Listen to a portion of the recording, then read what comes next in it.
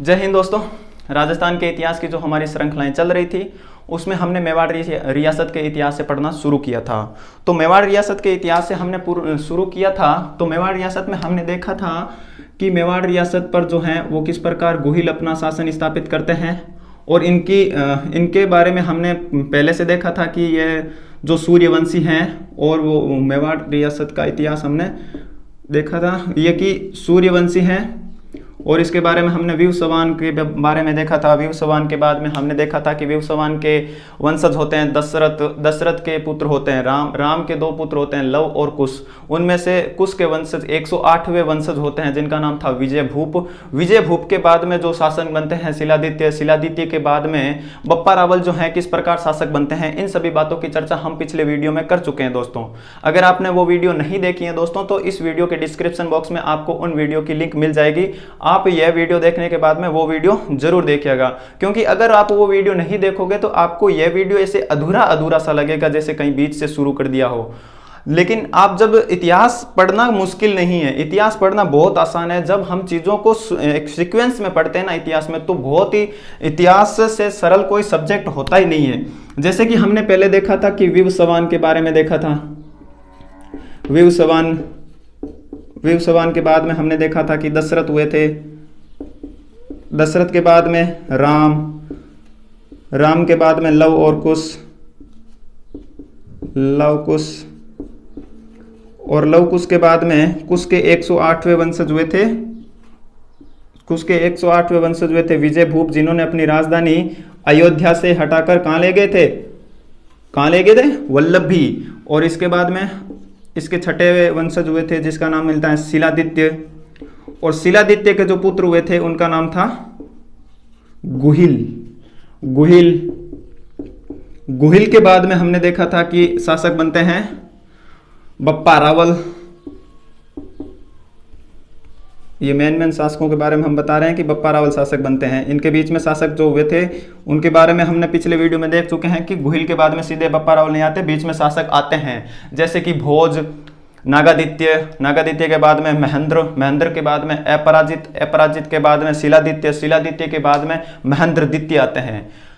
महेंद्र प्रथम गुहिल से लेकर महेंद्रदित्य तक के जो भी शासक होते हैं, महेंद्रदित्य के पहले तक के जो भी शासक होते हैं वो भीलों से कर नहीं लेते हैं, क्योंकि गुहिल जो है वे शासक बनते हैं मेवाड़ के, तब भीलों की सहायता लेते हैं। भीलों की सहायता लेने के कारण यह कहते हैं कि मेवाड़ का जो भी शासक बनेगा वो भीलों से कभी कर नहीं लेगा। लेकिन जब महेंद्रदित्य शासक बनते हैं तो भीलों से कर लेते हैं। भीलों से जब यह कर लेते हैं तो भीलों ने इनके खिलाफ विद्रोह कर दिया था, जिसके बाद में जो है ये मार देते हैं किसको, महेंद्रदित्य को मार देते हैं। उसके बाद में जो भील है वह बप्पा रावल को भी मारना चाहते थे। तो बप्पा रावल को जब ये मारना चाहते थे तो बप्पा रावल आपको पता है कि हारित ऋषि की गाय चराते थे। अब यहाँ पर जो हारित ऋषि की ये गायें चराते हैं, चराने के बाद में गायें चराते हैं, उसके बाद में ये जब शासक बनते हैं तो उस शासन बनने की कड़ी के बारे में हमने पिछले वीडियो में थोड़ी बहुत जानकारी ले ली थी, जिसमें हमने देखा था कि यह जो है गायें चराते हैं। और आपकी क्लास को पिछले वीडियो में अचानक रोकना पड़ा था क्योंकि लाइट चली गई थी, इसके कारण आपकी क्लास को बीच में रोकना पड़ा था दोस्तों। तो आज हम बप्पा रावल के बारे में संपूर्ण एवं पूरी जानकारी लेते हैं कि बप्पा रावल जो है वह कैसे शासक बनते हैं। बप्पा रावल, तो बात करते हैं कि बप्पा रावल के पिता कौन थे। तो बप्पा रावल के पिता थे महेंद्रदित्य, और ये जो है बप्पा रावल यह मेवाड़ के प्रथम प्रतापी शासक थे, यानी कि महान शासक, या ऐसे कह सकते हैं कि यह शक्तिशाली शासक थे। मेवाड़ के प्रथम शक्तिशाली शासक थे कौन, बप्पा रावल। और बप्पा रावल गायें किसकी चराते थे, हारित ऋषि की, शक्तिशाली शासक थे।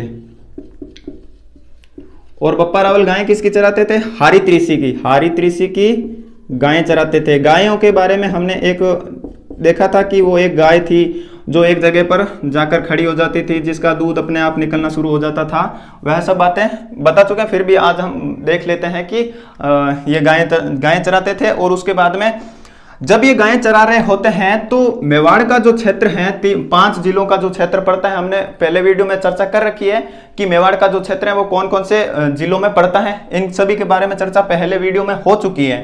तो मेवाड़ पर जब आक्रमण होता है अरबों का, मेवाड़ पर आक्रमण होता है किसका? अरबों का। अरबों का आक्रमण किसके नेतृत्व में होता है? जुनैद नाम के एक शासक थे, जुनैद नाम के एक अरब थे, जिनके नेतृत्व में अरबों पर मेवाड़ पर आक्रमण होता है। मेवाड़ पर आक्रमण जब होता है तो ये बप्पा रावल जो है ये जुनैद को पराजित करते हैं। जुनैद को पराजित करने के बाद में इनको भीलों का थोड़ा बहुत विश्वास मिल जाता है और यह जो इनके बाद में हारित ऋषि इनको आशीर्वाद देते हैं कि आप, हारित ऋषि जो है इनको आशीर्वाद देते हैं बप्पा रावल को कि आप आगे चल के मेवाड़ के शासक बनेंगे। तो जब हारित ऋषि के आशीर्वाद से ये शासक बनते हैं तो उससे पहले जब गजनी एक जो क्षेत्र पड़ता है, इंडिया जीके में हम पढ़ेंगे कि गजनी से मोहम्मद गौरी जो है वगैरह आते हैं, बहुत सारे आक्रांता गजनी से भारत में आते हैं। तो गजनी के एक शासक थे जिनका नाम था सलीम। इन सलीम पर बप्पा रावल ने आक्रमण किया था। बप्पा रावल जो है आक्रमण करते हैं और यहां पर इस सलीम को जीत लेते हैं या फिर इसकी पराजय होती है और बप्पा रावल की जीत होती है।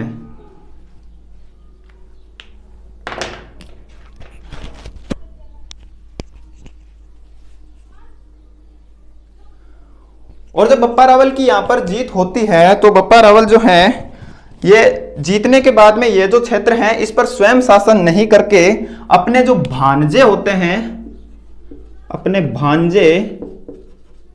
भांजे को यहां का शासन बनाते हैं और इनकी एक पुत्री थी, उस पुत्री का विवाह बप्पा रावल अपने साथ कर लेते हैं। पुत्री का विवाह हो जाता है बप्पा रावल के साथ में। तो हमने क्या देखा कि गजनी के शासक सलीम पर बप्पा रावल जो है वह आक्रमण करते हैं। आक्रमण करने के बाद में बप्पा रावल ने वहां पर गजनी के शासक सलीम को पराजित कर दिया। पराजित करने के बाद में उनके जो भांजे थे, बप्पा रावल के भांजे को वहां का शासक बना दिया और उनकी जो पुत्री थी उसके साथ में बप्पा रावल ने विवाह कर लिया था। तो ये हो गई बात गजनी पर आक्रमण के बारे में। तो गजनी पर आक्रमण करने के बाद में बप्पा रावल जो है मेवाड़ पर 734 ईस्वी में 734 ईस्वी में जो मेवाड़ का जो क्षेत्र है, चित्तौड़गढ़ का किला जो पड़ता है, उस चित्तौड़गढ़ किले का निर्माण के बारे में देखते हैं कि चित्तौड़गढ़ किले का जो निर्माण है वो चित्तौड़गढ़ किले का निर्माण करवाया गया था चित्रांग मौर्य द्वारा। चित्तौड़गढ़ किला या दुर्ग, चित्तौड़गढ़ दुर्ग का निर्माण जो है वो कराया गया था चित्रांगद मौर्य के द्वारा। चित्रांगद मौर्य, और चित्रांगद मौर्य के ही एक वंशज होते हैं जिनका नाम होता है मान मौर्य। अब जब 734 ईस्वी में मान मौर्य का शासन होता है चित्तौड़गढ़ दुर्ग पर, और चित्तौड़गढ़ दुर्ग पर मान मौर्य जब शासन कर रहे होते हैं तो बप्पा रावल इन पर आक्रमण करते हैं। और बप्पा रावल जब आक्रमण करते हैं 734 ईस्वी में, तो मान मौर्य जो कि चित्रांगद मौर्य का ही वंशज था वह हार जाते हैं और 734 ईस्वी में मेवाड़ पर बप्पा रावल का अधिकार हो जाता है। और बप्पा रावल जब शासक बन जाते हैं यहाँ पर, तो इनकी कुछ उपाधियां धारण करते हैं बप्पा रावल। तो बप्पा रावल की उपाधियों के बारे में देखते हैं कि ये कौन कौन सी उपाधियां धारण करते हैं।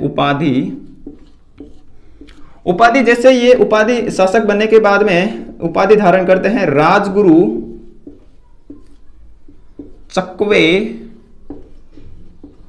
चकवे और हिंदू सूरज।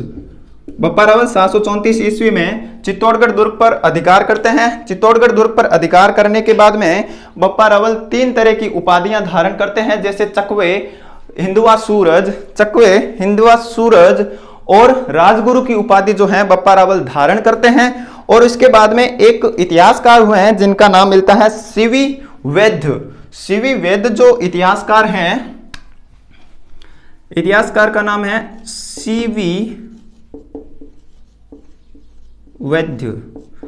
सीवी वैद्य ने बप्पा रावल की जो तुलना है वो की थी चार्ल्स मार्टेल से।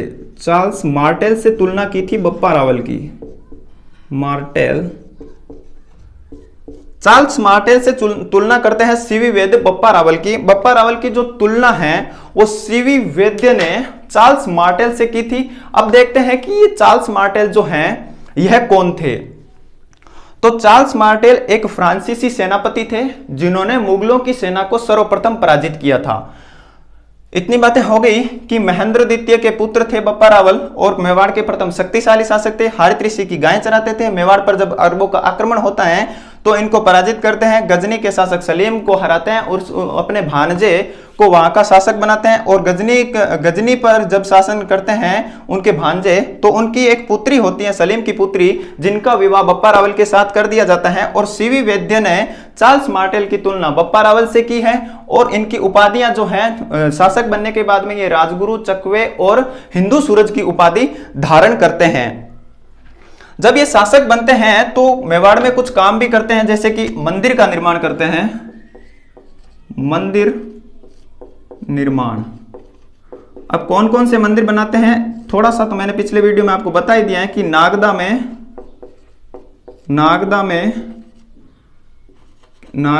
कैलाशपुरी में एकलिंग नाथ जी का एक मंदिर बनाते हैं। एकलिंग नाथ जी का मंदिर बनाते हैं।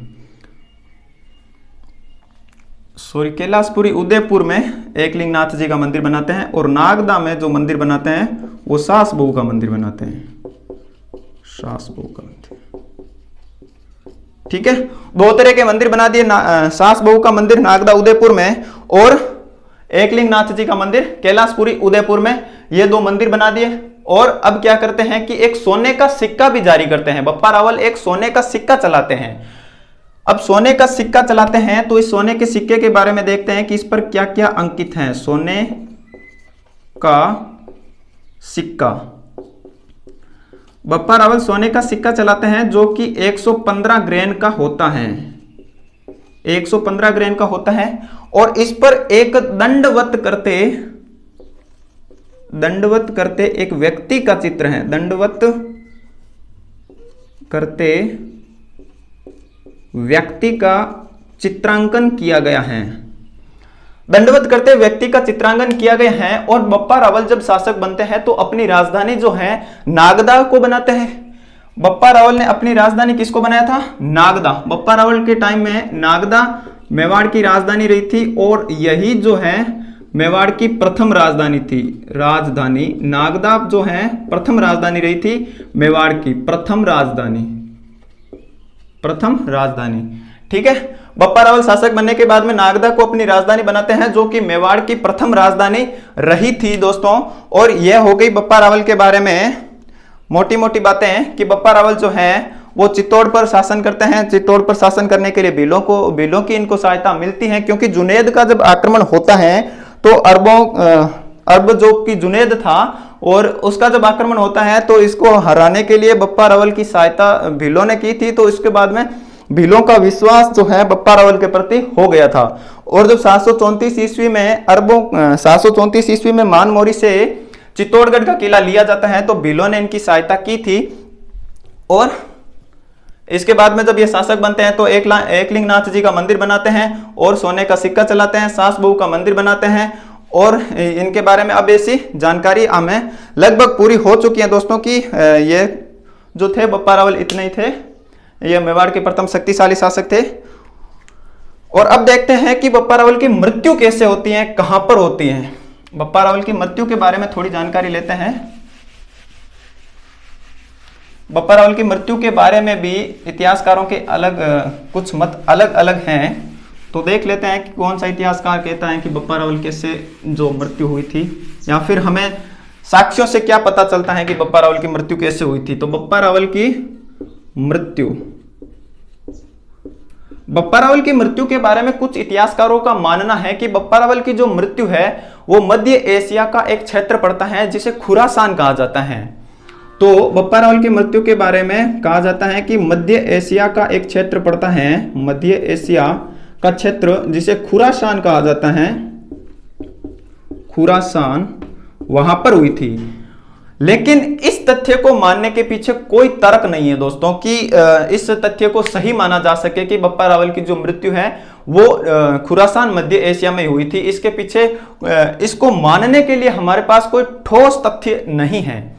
लेकिन एक ऐसा तथ्य भी मिलता है कि बप्पा रावल की जो मृत्यु है वो नागदा में हुई थी, नागदा उदयपुर में।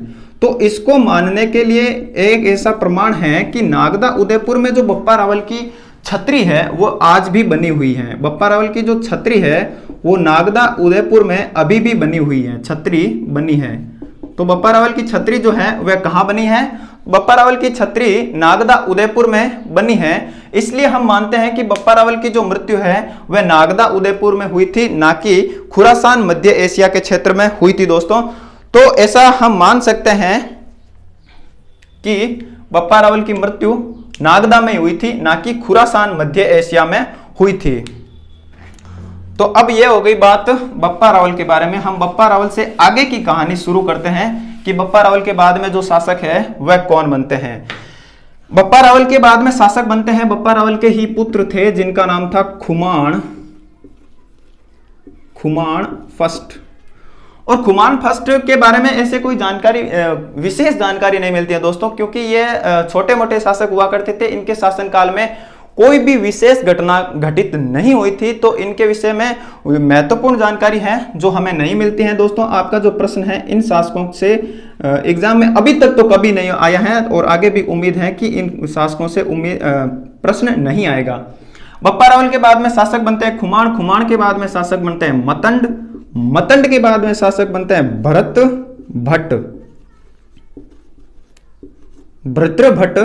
भृत्रभट्ट के बाद में शासक बनते हैं, ये फर्स्ट लगा दीजिए, आगे एक और आएंगे भृत्रभट्ट। और इसके बाद में शासक बनते हैं खुमान सेकंड, क्योंकि फर्स्ट पहले आ चुके हैं, खुमान सेकंड आएंगे। खुमान सेकंड के बाद में जो शासक बनते हैं उनका नाम है खुमान थर्ड। और खुमान थर्ड के बाद में शासक बनते हैं भृत्रभट्ट सेकंड।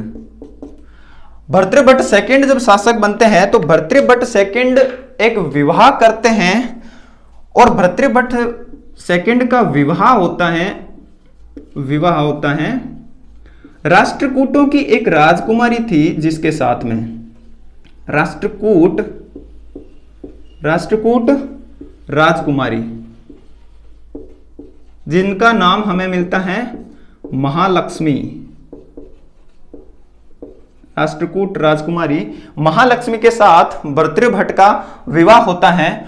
अब देखते हैं कि ये राष्ट्रकूट कौन थे दोस्तों। तो राष्ट्रकूटों के बारे में जब हम इंडियन हिस्ट्री की बात करेंगे तो राष्ट्रकूटों के बारे में संपूर्ण जानकारी हम वहां पे आपको देंगे। लेकिन फिलहाल इतना देख लीजिए कि 6ठी शताब्दी में जब कन्नौज पर से हर्षवर्धन की जब मृत्यु हो जाती है तो कन्नौज का जो क्षेत्र है उसको हासिल करने के लिए 3 पक्षों में युद्ध होता है। तो उत्तर भारत में थे गुर्जर प्रतिहार और इधर जो महाराष्ट्र का क्षेत्र है यहां पर थे राष्ट्रकूट और इधर बंगाल का जो क्षेत्र है वहां पर थे पाल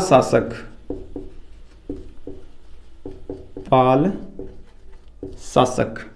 त्रिपक्षीय संघर्ष में 3 शासकों या फिर 3 गुर्जर प्रतिहार शासक, ये राजवंश हैं 3 तरह के, गुर्जर प्रतिहार वंश, राष्ट्रकूट वंश, पाल वंश।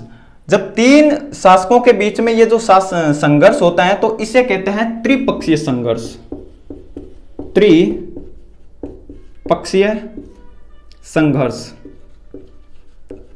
संघर्ष। अब जो ये त्रिपक्षीय संघर्ष है ये होता किसके लिए है? तो ये होता है कन्नौज के लिए।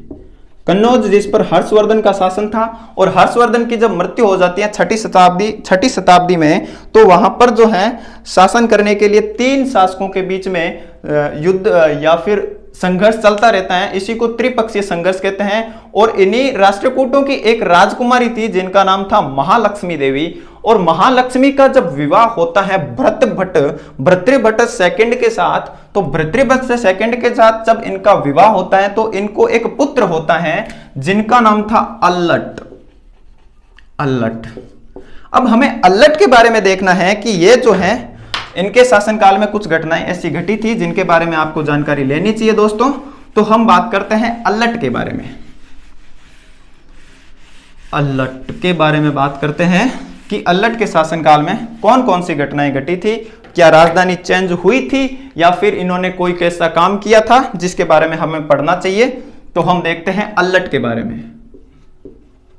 अल्लट, अल्लट को एक उपाधि दी जाती है जिसका नाम है आलू रावल। इनको आलू रावल की उपाधि दी जाती है। आलू रावल, आलू रावल की ये जो उपाधि है यह इनको भाटों के द्वारा दी गई थी। भाटों के द्वारा इनको आलू रावल कहा गया था। भाटों के द्वारा, भाटों द्वारा इनको आलू रावल की उपाधि दी जाती है अल्लट को। और अल्लट जब शासक बनते हैं तो यह जो क्या करते हैं कि एक विवाह करते हैं, विवाह करते हैं जो कि राजस्थान का प्रथम अंतरराष्ट्रीय विवाह कहलाता है। विवाह करते हैं हूण, हूण जो की जाति है वो एक बर्बर जाति है जो भारत पर कई बार आक्रमण कर चुकी है, भारत को लूटती थी। जैसे कि हूण थे, कुषाण थे, शक थे, सीथियन थे, ये जो है भारत पर आक्रमण करते थे उत्तर भारत की ओर से। जैसे खैबर दर्रा, गोलन दर्रा, ये सब हम इंडियन ज्योग्राफी की क्लास में पढ़ेंगे कि कौन से दर्रे से हूण आए थे, कौन से दर्रे से कौन से शासक आए थे। तो हूण जो है उनकी एक राजकुमारी थी जिसका नाम था हरियादे। हूण राजकुमारी जिसका नाम था हरियादे, हरिया देवी या दे लिख लीजिए। तो हरियादे के साथ जब विवाह होता है अल्लट का तो यह कहलाता है राजस्थान का प्रथम अंतरराष्ट्रीय विवाह। राजस्थान का प्रथम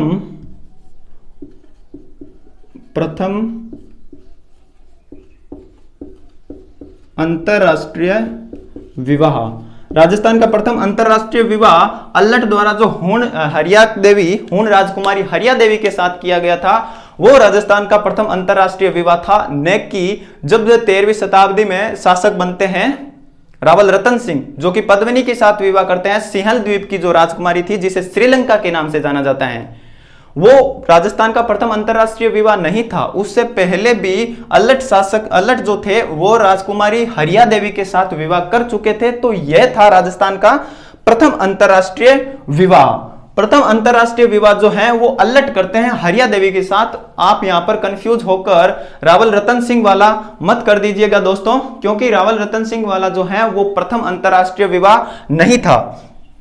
और इसके बाद में ऐसा एक वर्णन मिलता है कि अल्लट जो है वो मेवाड़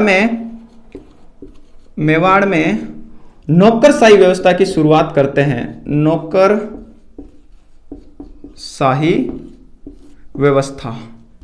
अब इस व्यवस्था को याद रखने के लिए ऐसा आप इसे याद रख सकते हैं कि ये जो अंतरराष्ट्रीय विवाह होता है हरिया देवी जो कि हूण राजकुमारी थी जिनसे विवाह होता है, और विवाह होने के बाद में होता यूं है कि ऐसे याद रखने के लिए बता रहा हूं कि ये जो हरिया देवी है ये विवाह के बाद में काम नहीं करती हैं।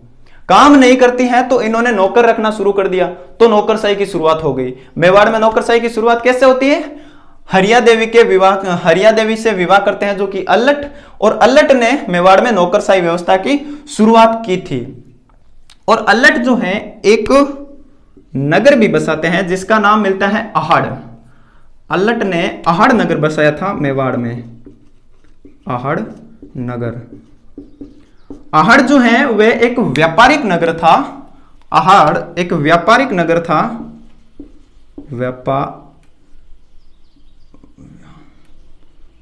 व्यापारिक नगर था।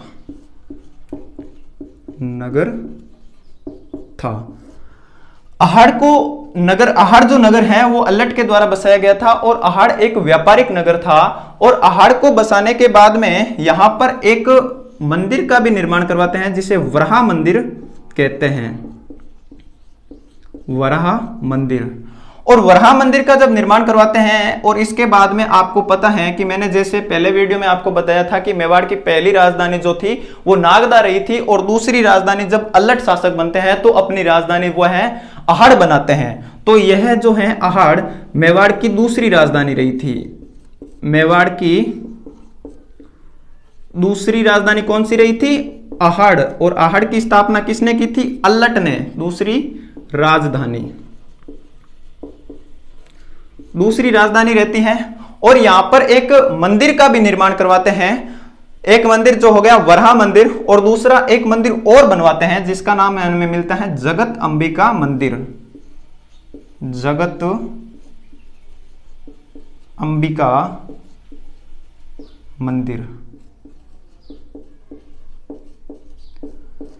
जगत अंबिका मंदिर का निर्माण अहाड़ में अल्लट द्वारा करवाया गया था।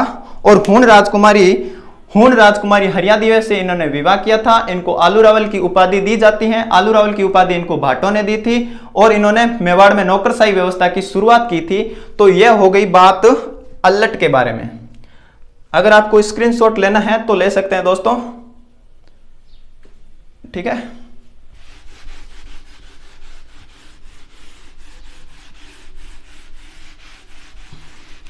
अल्लट के बारे में बात करने के बाद में हम अल्लट के बाद में जो शासक बने थे उनके बारे में देखते हैं कि अल्लट के बाद में कौन शासक बने थे।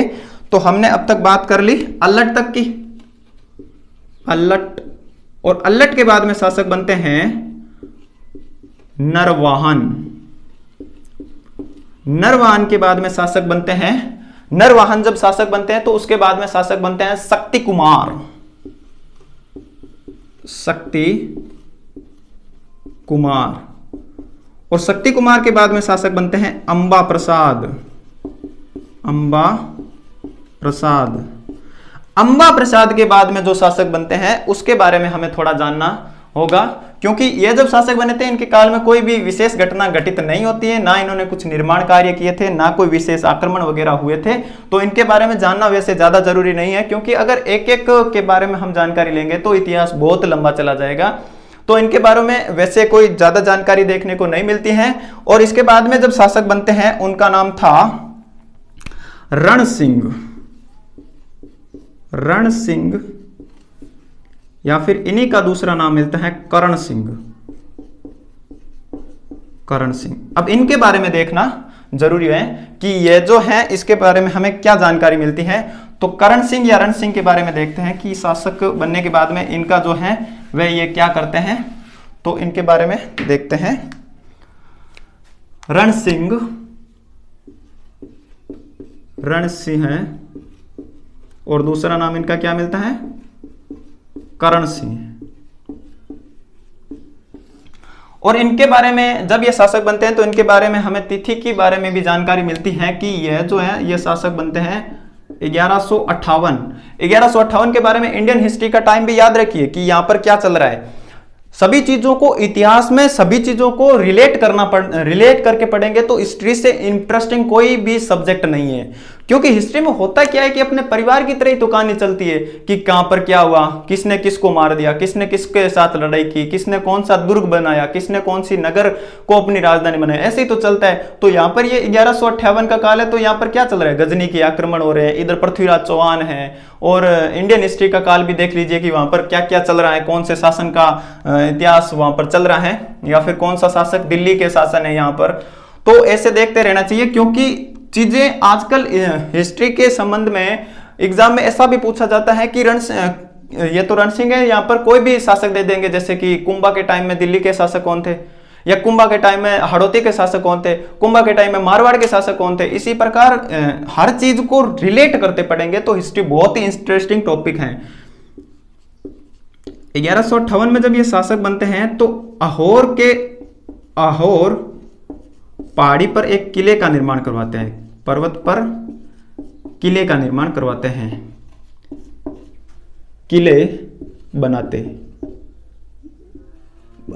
किला बनाया, ठीक है, किला बनाते हैं रण सिंह। और इसके बाद में रण सिंह के काल में, जब मैंने आपको पहले वीडियो में बताया था कि गुहिलों की जो है 24 शाखाओं का वर्णन करते हैं मोहिनोत नैणसी जो है 24 शाखाओं का वर्णन करते हैं। 24 शाखाओं का वर्णन करते हैं मोहिनोत नैणसी।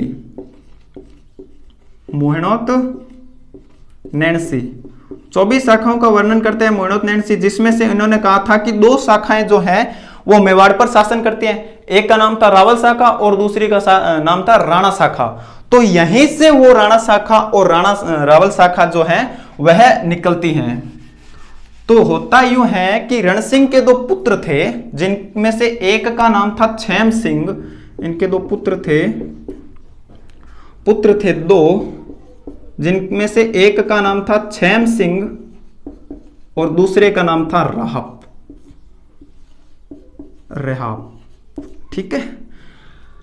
अब जो छेम सिंह है ये तो मेवाड़ के शासक बनते हैं और राहब को जो है वो सिसोदा की जागीर देकर इनको वहां का जागीरदार बना दिया जाता है।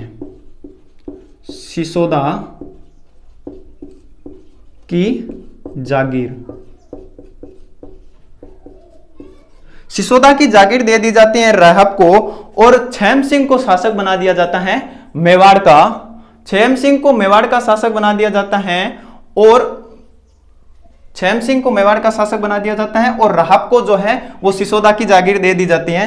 तो इनके बारे में हम देखते हैं कि राहब की जो शाखा है वो राणा शाखा कहलाती है, जिसे सिसोदिया शाखा भी कहते हैं, और छेम सिंह की जो शाखा है वो रावल शाखा कहलाती है। रावल शाखा रावल रतन सिंह के काल तक चली थी और राणा शाखा का जो शुरुआत है वो करते हैं राणा हमीर। जब 1326 का काल होता है तो राणा हमीर ने यहां पर राणा शाखा की शुरुआत करते हैं। तो इन सभी के बारे में हम जानकारी लेंगे नेक्स्ट वीडियो में। तो आज के वीडियो में हम यहीं तक रखते हैं और इनसे पहले के जो वीडियो है उनको वीडियो को आप जरूर देखिएगा दोस्तों, नहीं तो आपको ये ऐसे लगेगा कि बीच में से कहां से पढ़ना शुरू कर दिया। तो इनके पहले के जो वीडियो हैं उनकी लिंक मैं आपको डिस्क्रिप्शन बॉक्स में दे दूंगा, तो आप यहां तक रखिए। आज तो यहीं तक रखते हैं कि राणा शाखा और रावल शाखा का उद्भव होता है और इसके बाद में की जो घटना है वो हम नेक्स्ट वीडियो में देखेंगे दोस्तों कि क्या क्या घटनाएं होती हैं और कैसे ये रावल शाखा और राणा शाखाएं आगे चलकर चलती हैं। और राणा शाखा में जो कि आपको पता है कि मेवाड़ के महान शासक राणा शाखा में होते हैं और रावल शाखा जो है कुछ टाइम के लिए चलती है, उसके बाद में इनका शासन समाप्त हो जाता है जब अलाउद्दीन आक्रमण करता है। तो जय हिंद दोस्तों।